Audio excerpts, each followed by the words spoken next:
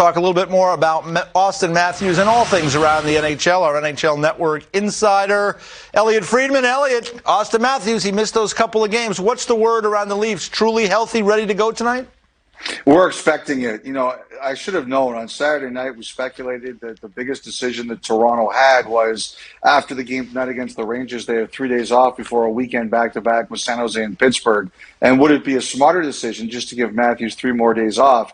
And, of course, you probably saw that and said, forget that. I'm not listening to some dumb reporter. I'm playing on Monday night. So, look, the fact that they had to miss the first week already, the first 3 games, tells me they're being cautious. He wants to play. He's ready to play. I don't think he'd go out there if he felt that there was any concern, but we'll see for the final time warm-up tonight. All right. Speaking of concern, by the way, hi, Elliotte. Great to see you Hi, again, Billy. buddy. Down in Tampa, there seems to be concern, at least starting this morning via social media. Like there was these warning tweets about, we're hearing about Nikita Kucherov's injury is going to be, or is more serious than hoped. Have you heard anything about that? And if so, how long could this guy be out? I believe the question going around right now, Billy, is will he need surgery? And I think that's what the Lightning are determining right now, in the process, of course, with the player involved. And I believe they were spending, much of today and tonight talking to specialists to decide if surgery would be necessary or what would be the process from here. But yes, I do believe this is something with term. I do believe there is concern, and I think the thing that has to be determined over the next 24 to 48 hours is he going to need surgery? And I think that's what they're trying to figure out right now. Elliotte, do we know what it is? It looked like some kind of core injury there when we saw the video. Yeah, as you know, EJ, covering this league, if they tell you it's upper right body, it's lower left toe, right? Yeah. So I don't know, but I agree. I think it's groin or core or something like that. I don't have a specific, but it's hard not to look at that and think that that's exactly the issue. All right, let me get you to Buffalo. It's been a good start for the Sabres, 2-0, but obviously that cloud that hangs over Buffalo is Jack Eichel, and what is going to happen there? Do we have anything new in terms of the Jack Eichel front? Well, the one thing I really do think is happening, EJ, is the pressure is going up to try to find a solution. I definitely think that there is a feeling here that Eichel does need a procedure. He still has the original injury, and I think there's an overarching feeling that, he deserves to get some treatment, especially if he feels the treatment he wants. And I do think that is becoming more and more of the conversation, that we're getting to the point here where this has to get done. And if it doesn't get done over the next little while, it's just, it's already starting to trend into a bad look for the overall situation, league and sport. And I think the pressure is on. We have to find a way to do something with this. I think the toughest thing, as I was told last week and I reported on Saturday, is that the Sabres right now have told teams they're not willing to retain anything on Eichel, who has 4 years and $40 million left on his deal after this season. Now, the Sabres have said to teams they are willing to take back a contract, but, with Eichel's term and hit that he has, there aren't too many contracts that are going to be in a trade that the Sabres are going to take back for that. So, Colorado, for example, I reported had asked Buffalo about the possibility of doing it, and Sabres would have to take salary back. And I heard Buffalo said, no, we're not willing to consider it. So I think that's kind of where we are right now, guys, is how do we break this particular logjam? I definitely think there's interest. I definitely think there are some teams in this conversation, teams like Calgary, teams like I think the Rangers, with the Zibanejad extension, they can't do it. They're another team that can't do it at the current price. So I think there are some teams there, but again, it's just about how to break the stalemate. Although, as I said, I think the heat is turning up that something has to give here. Elliotte, contractually speaking, I don't think right now, correct me if I'm wrong, and that's been known to happen, Jack doesn't have a say, correct, yet where he would go. Officially, right? And contractually? No, his no trade does not take place. But right. I think. But honestly, I was going to ask you, do you think he has a say in this? Do you think Pat Brisson is getting a say in it too? Yeah, but I do think the one thing I do think is that like people who know Eichel better than me, and Billy, you'd be one of those people because you have some exposure to him. they don't see him changing his mind on the procedure he wants to try, right? And so the team that has to trade for him has to be comfortable with that. Mm-hmm. And I think there are some teams, the number we've all heard is 4 or 5 who are comfortable with it. I've heard there are some teams that absolutely are not comfortable with it. But, so I think you have to be comfortable with what Eichel's willing to do. And that, I think there are a few teams like that, but not everybody.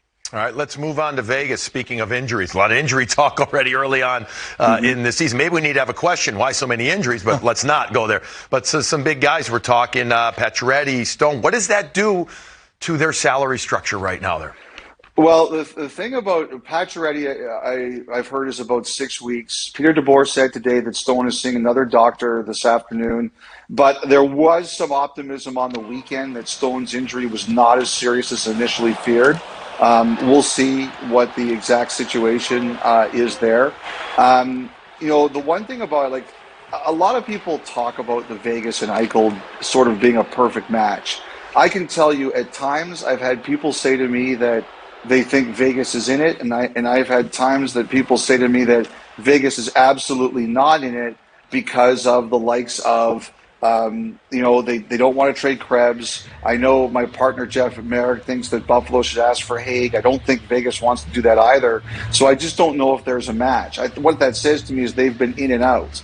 But, as you're looking at Stone here, that looked really bad. Like I said, there's some hope it's not as bad as first felt. But the one thing is, if you're going to make a big deal or something like that, Billy, you have to make room for these guys to come off LTIR. So it's not easy to do that.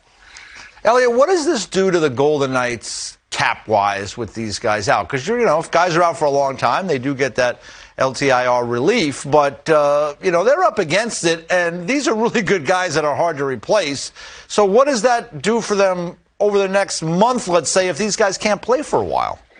Well, I think there's an old saying, one man's injury is another man's opportunity, right? Somebody's got to step up. They've still got a lot of good players. But you're right. Suddenly you're looking at, Pacioretty and Tuck and Stone, and you're saying, what exactly could happen here? But, like I said, the big question, though, is, if you add somebody, EJ, you have to prepare for the possibility of when these guys come back. And, there's a chance that some of their guys could be back pretty soon. So I think if you're Vegas, you're probably saying, we're going to have to ride this out with the great players that we have. And some other people are going to have to take opportunities. But I think you're not adding a huge salary long term unless you can bring all these guys back. All right, let's get to Chicago, because there was a lot of high expectations about the Hawks this year with the additions of Seth Jones and Marc-Andre Fleury.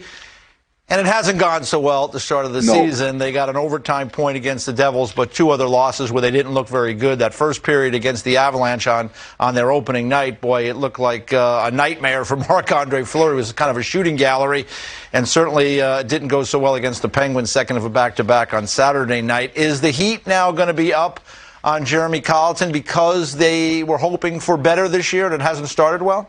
I don't think it's a question of the Heat is going to be up. I think the Heat is up. You're looking at the highlights of the Avalanche game. That game was 3-0 less than 10 minutes in. New Jersey was 1-0 on the first shot of the game, 17 seconds in, and you can say that's a fluke. But then Pittsburgh, it was 4-0 less than 12 minutes in. And, one of the things that happens, guys, and you guys have been around a lot, is who gets blamed for bad starts? Coaches do. It's basically one of those old lines like, oh, we weren't ready to start on time. And do the players get blamed when you're not ready to start on time? No, they generally don't. The coaches tend to get blamed for that. Now, Stan Bowman has a lot invested in Jeremy Colleton. He has basically said that he's my guy, and he extended him too. So, I think that there's a lot on the line here for Chicago. But I just don't see this being allowed to continue, not with the investments that they made this offseason. And I just can't imagine how there wouldn't be changes if the Blackhawks don't straighten things out over the next quick few games. And you know what, as well, Elliotte, it's a huge building. We know the Madhouse on Madison. It's just fantastic. But the United Center's huge. A lot of tickets to be sold, and it used to be the toughest ticket in town for years and years. After growing up in Chicago, when it was tough, and then nobody was going, and then it was, they're very aware of that as they're looking into keeping this a big ticket type item. So I think that the heat probably is on probably a few people in Chicago. I agree with that. You look, Ottawa, I think we expected their attendance to be soft.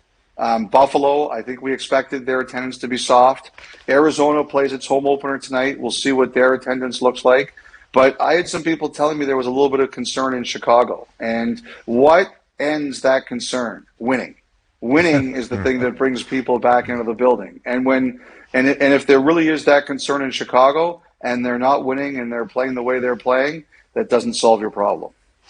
No, I would tend to agree. We'll have to keep a close eye on the situation in the Windy City. Elliotte, thanks for your time, buddy. We'll talk to you later in the week. All right, great to chat with you guys. See you later.